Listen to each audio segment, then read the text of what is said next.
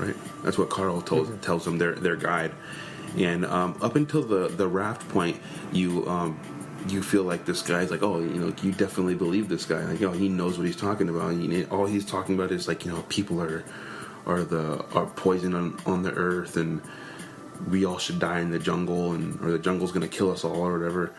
And he's a good con man. Yeah, and up until the raft point, because he's right off the bat, he's against going on the river, because they're like, well, why don't we just ride the river to a certain point, and then we can walk the rest of the way. And he's like, no, I don't want to do that.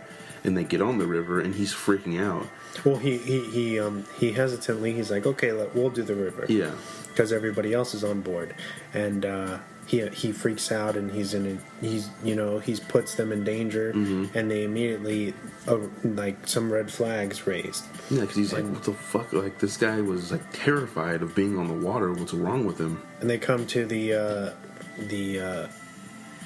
I guess they start to think that he doesn't know how to swim. Yeah. And it's like, how can this fucking mountain man, this man of adventure guide, not know how to swim? It doesn't really add up, right? Yeah. And things just, a shit show follows. Yeah, because pretty much from that point on. Yeah, because they like you said, they have the choice to either trek 3 days back through the jungle to get to a city or whatever, or ride the rapids down to the tribe, and they split up. Kevin and Yusi go together, and Marcus and Carl go off, and they say, well, we'll see you when we get to the town or whatever. We'll wait for you guys there. There's a big plot point within that you just mentioned. So was it Carl and Marcus? They end up going. They go walking because what's the other dude's name? Kevin. Yeah, Kevin and Marcus aren't getting along at the time. Yeah. So I guess Yossi, he kind of proposes Marcus. He's like, yo, your feet are messed up, and I'm kind of not feeling this anymore. I want to get out. I like how he does that. Yeah, he's like, you mind going with Kevin? With Kevin on the rapids since you're, because he's like, oh, my feet are okay and stuff, and then he changes his tune. Because it would just be him and Kevin. He's like, I'm not really comfortable with that. Kevin's acting weird with me. And so Marcus ends up going with Carl, the guide, the sketchy guide, kind of just out of fate. And Yossi goes, ends up going down the rapid with Kevin, where he gets split. They get split up for a while. Yeah. But towards the end of the movie, you find out that Carl and Marcus were never found again, never seen again. Yeah. After they went back to supposedly backtrack to get out of the jungle, they were never heard from again. Yeah. So, and supposedly, I think they also say that the tribe never existed, and he had made that up. Yeah. Right. Or they had left like a long time ago, because when he reaches that area, you can see where huts used to be and stuff like that. But I think it had been years and years, of anyone living there. Yeah, and they say at the end of the movie that Carl was known for this. He was known for taking unsuspecting travelers or tourists into the jungle and returning without them. So, and that's kind of that's weird. That's crazy. That I'm assuming that he would just take people out and murder them, or just let them die. I have no idea what he would do. I guess that's the thing, is you don't know what he really had planned. I think the whole water and everything. It threw his game off. Yeah, he was like, because he does do sketchy things and say sketchy stuff to them. Like I like the point where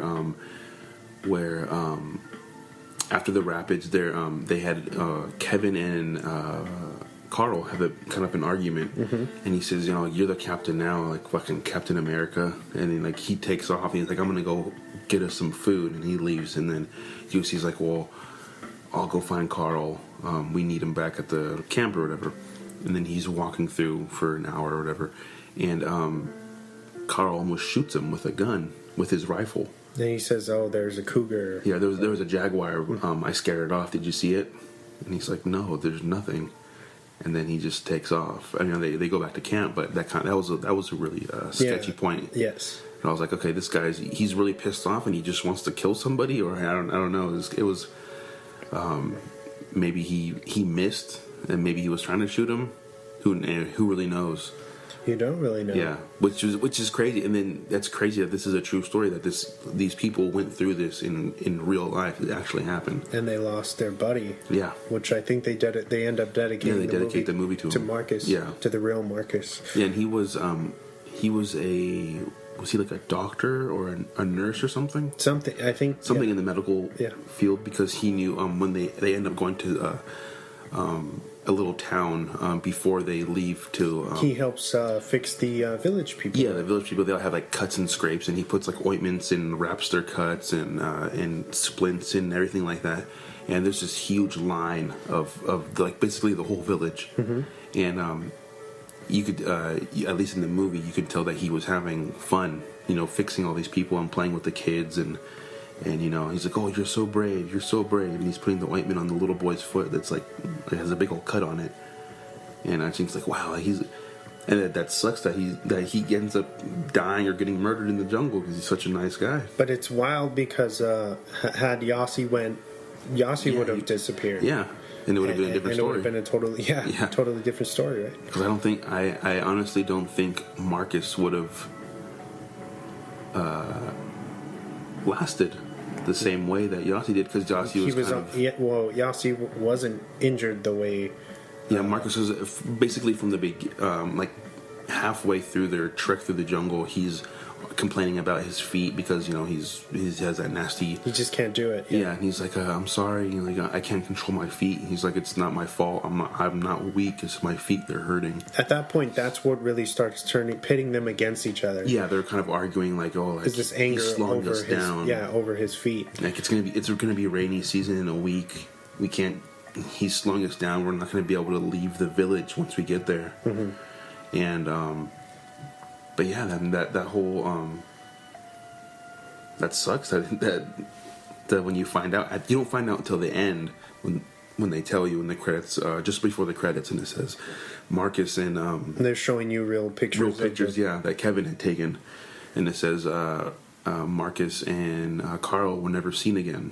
And they show an actual picture of Carl and Marcus, the real guys, and which is, it's crazy. I love seeing like actual photos of stuff when you can kind of compare the characters, and yeah. But it's awesome. What do you think happened to them? Do you think they were attacked by something, or something went wrong, or do you think that he killed Marcus and then fled somewhere else?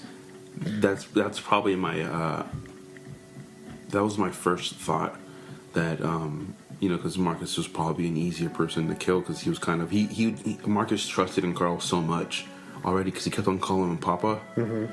Like he was like the guy who was watching over us, or watching over them like his children, and I feel like he trusted in him so much that he probably would have done anything that he would have said. Yeah, and maybe Carl put him in a situation that ended up getting him killed, and then Carl maybe just went somewhere else and to another village and kind of escaped. But they even say that authorities were looking for him at the time that happened, and it's kind of weird that Carl kind of now that I think about it, Carl, when he kind of sneaks up on Yusi when he's walking through the streets in the city they're in, and he says, "Hey, are you American?" And he's like, "Hey, are you American?" And he's like, "No, And then so he's like, okay, well, and that was kind of sketchy too. It's kind of just creeping up. He was kind of just watching him as he walks through the street, and then he walks around the corner, and then he followed him over there.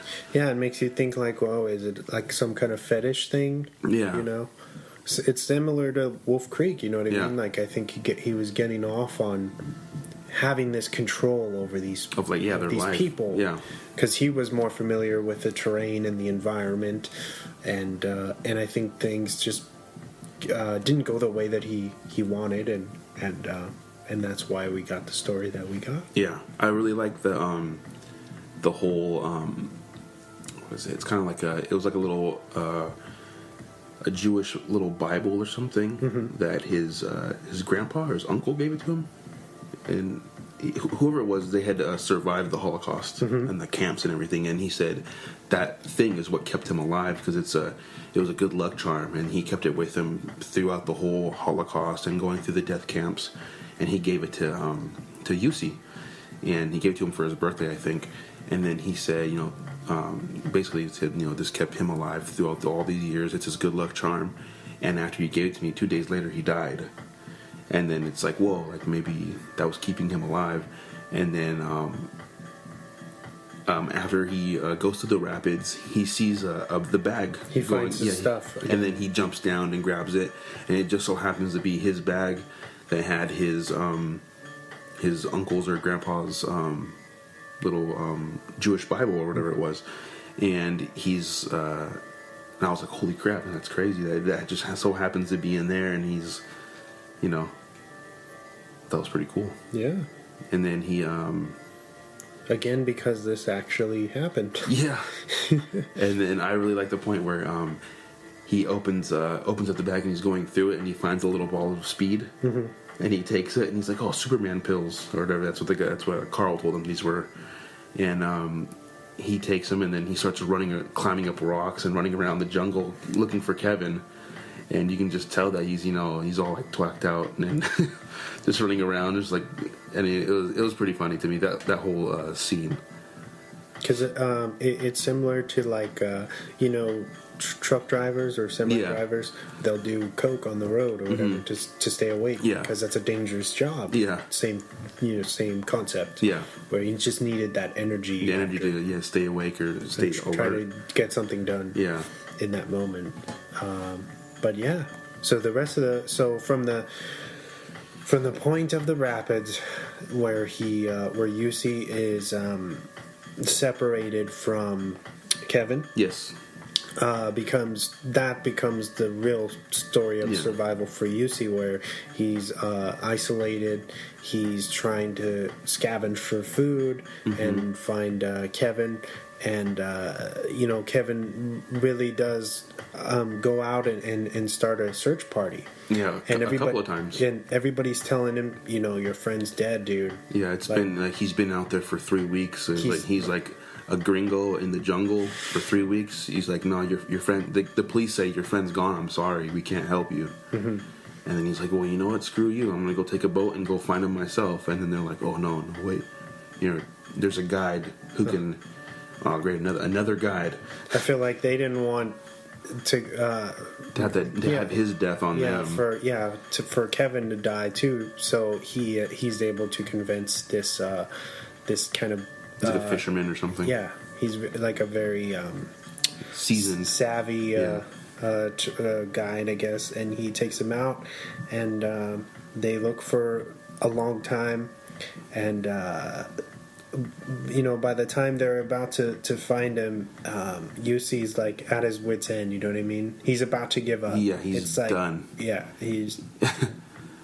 There's one part of the movie I really like was when he's laying down and he's looking up the stars or whatever, and he hears throughout the movie he keeps on having dreams or hallucinations. Yep. And the one that really creeped me out was when he heard it was like Yussi, and then like he's like Marcus. And I was like, holy shit, like they ran into him in the jungle. I'm like, that's crazy. And like he looks up and he's a few feet away in the bushes, and you can see Marcus standing there, and he's like, Yussi. And I'm like, what the fuck? This is weird. That part creeped me out. And then he runs and he reaches down and gets his flashlight, and then he points it at where Marcus was, and no one's there. And then at that point, you're like, okay, like hunger and what's real and what's not starting to affect him, and he's starting to hallucinate. And I love that. That's such a clever